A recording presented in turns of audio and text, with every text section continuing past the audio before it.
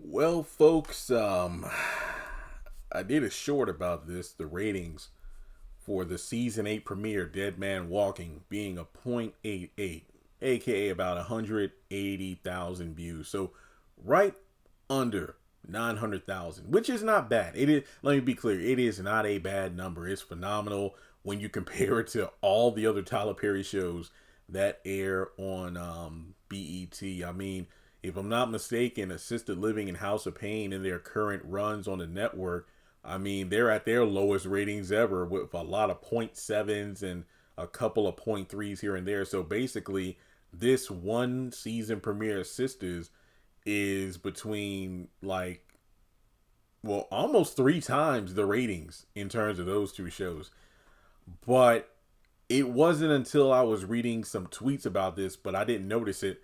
Season 8 last week had the lowest rated season premiere in the history of the series. 8 season premieres, and this was the lowest. And just for context, the only other low score, well, quote unquote low score, was the series premiere way back in 2019, episode 1 entitled Pilot. That was what, October 23rd, 2019, with a 0.89. Basically, that beat out this season premiere by about 10,000 views, give or take. And like I said before, even if this season does, 0.8s or so or above, it's still a fantastic season ratings wise. But is this season premiere, foreshadowing what's to come? Perhaps a season where the ratings are going to be potentially worse than season 7. I don't know.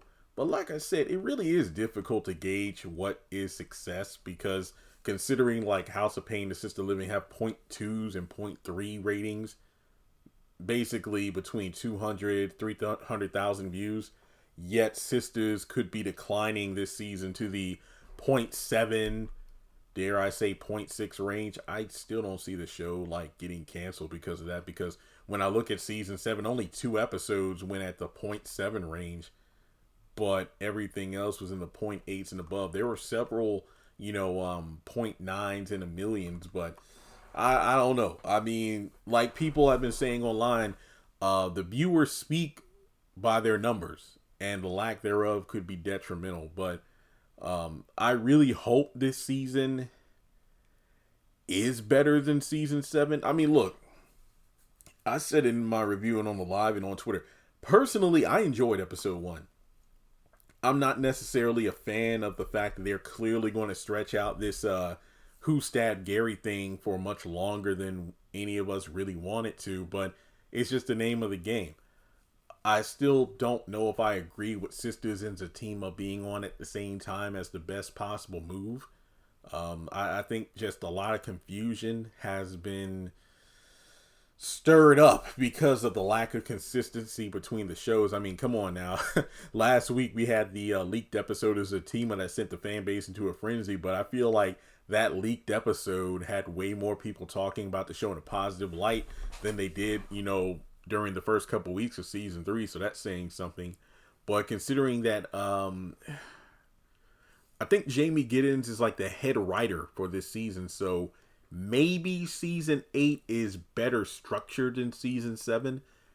I think that's going to be a benefit, but going back to one of the main complaints of season 1, season 7, I hope that they do a better job.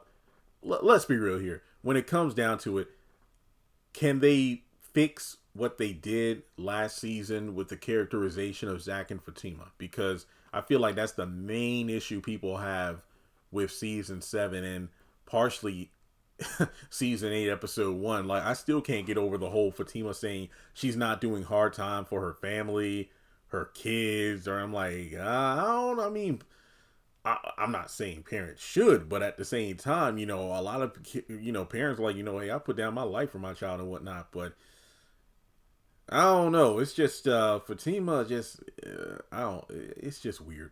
Even in Zatima, I'm questioning her characterization, and Tyler is the one still writing that show. But With that being said, how do you feel about season 8 having, and I use air quotes here, low ratings in the season premiere? Do you think this is an indication that season 8's ratings won't be that high? Are you just not interested in the show anymore, but you still watch my content? If so, please just thank you for the continued support. It means more than you know. And I don't know. I'm not really going to write off season 8 just yet in terms of it having low ratings, because like with other seasons, some people just don't know that the show is back, even though the premieres still usually do good. Because just a quick rundown, like I mentioned before, season 1, a 0.89. Season 2 had a million in terms of ratings. Season 3 had a 0.96. Season 4, 0.94. Season 5, 0.91. Season 6, 0.98. Now, because of all the advertisement and the promotion, and season 7 starting at the beginning of 2024, the promise of new writers and, just a new vibe of the show, we had the highest rating ever. Well, actually, the highest rated season premiere. And let me just double check to make sure I got it right. But if I remember correctly, season 7 had the highest rated episode of the entire series. And I'm on Wikipedia. I'm looking at the ratings of the entire show. And yes, season 7 not only had the highest rated season premiere, but it had the highest rated episode of the series, a 0.24. And whoa, what a fall from grace to go from a 1.24 in season 7 all the way to a season premiere, season 8, of a 0.88. That is a noticeable dip. If I'm not mistaken, that's the difference of what, like a 0.36, so about 360,000 people. So yeah. But with that being said, like and subscribe, and I will catch you in the next video.